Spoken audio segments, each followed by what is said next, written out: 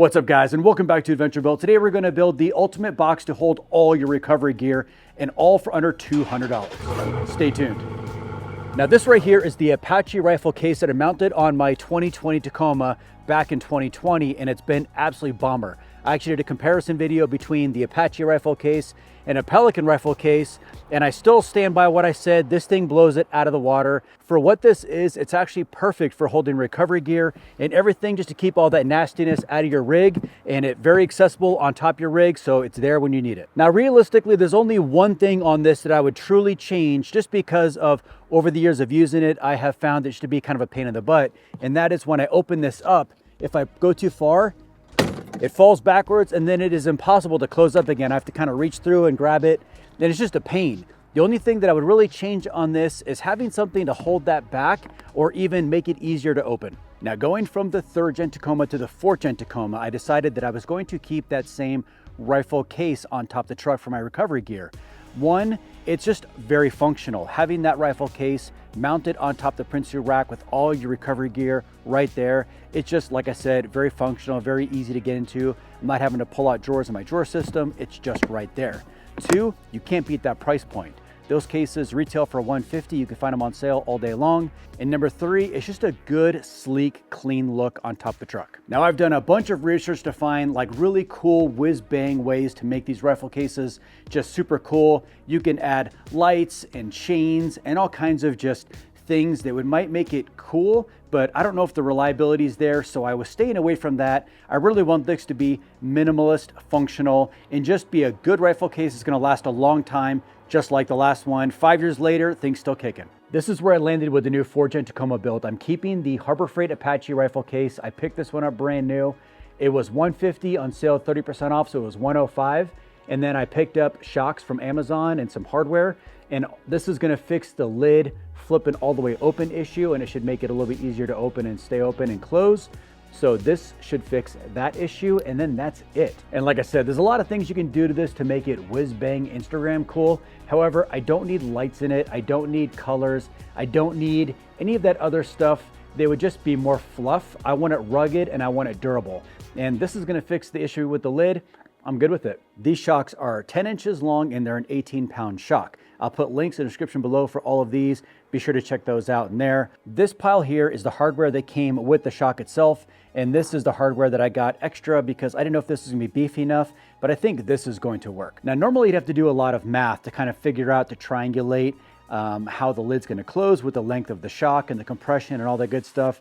However, there's a website that kind of did all that math for me, which is great. I'll put that right here. And it was just really easy. I basically took the dimensions from the Harbor Freight website of the box and the lid, plugged it in, and they gave me, this is the length of shock you need. This is the pound of the shock to open everything with the weight and the plastics and all that good stuff, and did all the math for me. When setting this up to install, start on the end with the wheels first, because this is the hardest end to work on because you have very limited access, especially in this corner here where you're going to be working. And what you're going to do is take your tape measure, you're going to come in and you're going to mark 2 inches off the back side, and then it ends up being 3/4 of an inch down. And then take your Sharpie and make a mark right there. Here on the lid, you're going to take your tape measure, put it on the bottom of the lid, measure up 8.5 inches, and then come 3/4 of an inch off the side and make your mark there. And those 2 marks are going to be the marks where the pivot points go on the shock. Now, these measurements only work with this length shock, so be sure, if you're going to get it, make sure you get the exact same length that I have here. If you get longer or shorter, obviously those dimensions are going to change just a pinch. I'm going to use the bracketry and hardware that came with the shock just to make it easy and one less thing you have to buy. I do have other brackets. However, these are going to work just fine for what we're doing here. For the bottom bracket, I'm going to use this round guy right here. All I'm going to do is place it over my silver Sharpie mark and use the included Phillips head screws, because they'll work just fine for this application. I'm going to take the bracket, put it over my mark, and I'm going to use the little screws here that came with the kit only to make sure that the fitment is correct before I use actual hardware and drill it in. The shocks come with this capture system that goes onto the hardware closed, so you have to use a pair of pliers or a flathead screwdriver to open them up. Once you get it opened up, be sure not to lose that clip, because you're definitely going to need that. And now I'm just gonna take the shock and I'm just gonna push them onto the hardware. I'm not gonna capture it. I'm just gonna put it on and just test it to make sure it closes. Closes great. I got the other side all set up, same as the side with the wheels on it, same dimensions. Basically just put it in with hardware. On the top one there, I already had pre-existing holes from when I was testing. So that side is completely in.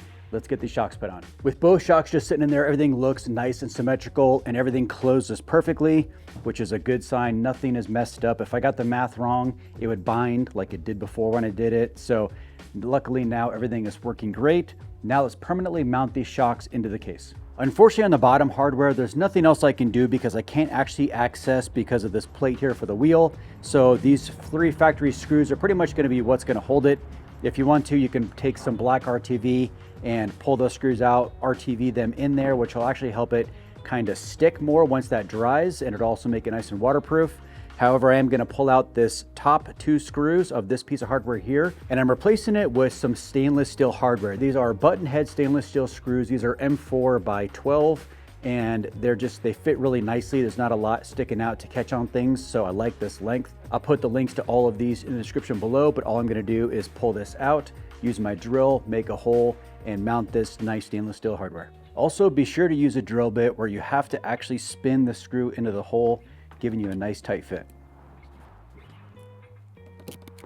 Then put the shock in for the final time. Now also, I didn't use RTV on these holes because obviously I'm not keeping this case for this application. This will just be a rifle case. Yeah, I put so many holes in it from all the mistakes I made, but be sure to use black RTV to make sure this is nice and sealed up, especially in the top here where it's going to see a lot of weather.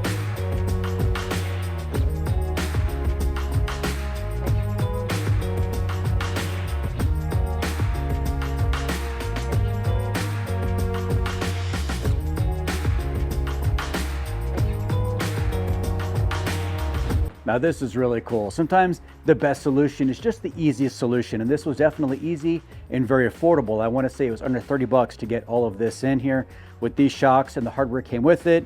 It's just kind of a no-brainer. When I first put the rifle case up on the 2020 Tacoma, I thought I would take it off all the time, which was never the case. I put it on and I left it on. There's a lot of different ways you can mount this. However, I find hard mounting it is just the easiest, simplest, and no fuss way. The mounting company has like a bracket that's aluminum, but the whole mounting system itself is actually twice the price of an actual case. So I figured, let's go the easy route. These 1/4-20 carriage bolts fits in the Prinsu Pro rack quite nicely. And 30 inches is exactly what I need here to drill holes between these little nubs here that are kind of the mounting feet that are gonna make a nice solid mount. Now that I've got the case up here, I have 1 carriage bolt in this row. So I'm gonna push that down, put another carriage bolt there, and then I have 1 here. Push that down, add another one. Now I'm just gonna push them down just to kind of get them close, and I can always push them with them on here. Okay, it's on. So you're gonna have to fight with it just a little bit just to get those bolts lined up because the holes are pretty tight for me anyway, because I want it in a good tight fit. However, once you get it on, it's pretty much gonna stay on. Now I'm just gonna add some big washers and lock nuts and then lock it down.